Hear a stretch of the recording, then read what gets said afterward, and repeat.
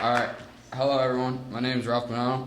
I'm 20 years old. I grew up here in Chelsea, Mass. I've been a participant at Roca for almost 2 years. First of all, thank you all for being here today, and thank you for the opportunity to speak about my life and my experience at Roca.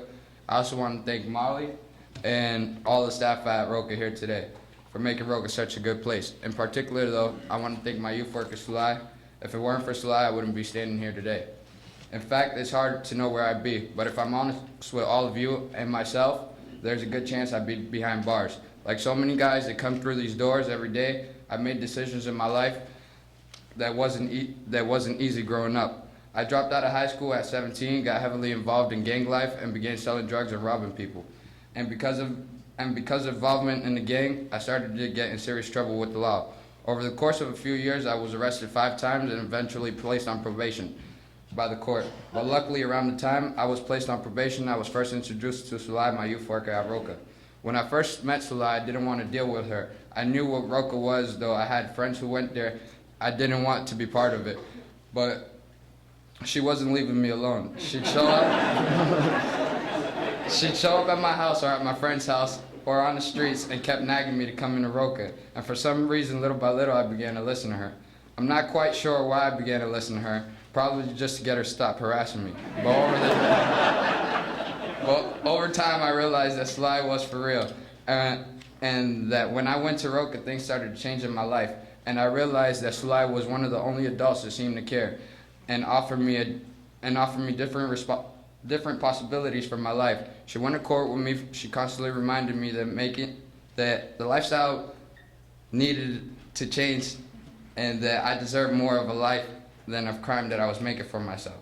At a certain point, I realized that she believed in me and that I needed to start believing in myself. So after a little while, I began working in Roca's transitional employment program because I knew I needed to get a job. At first, working was difficult, and I started questioning whether it was worth the effort. But with Sulai's encouragement, I began making money and saving it.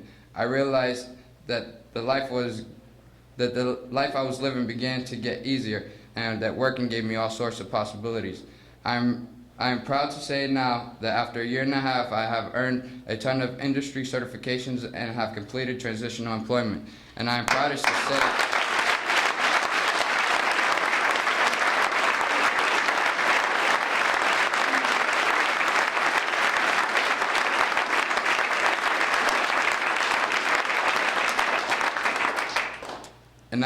to say that I have a job outside of Roca, working for a company that supplies important equipment for the military, and have been steadily working for several months.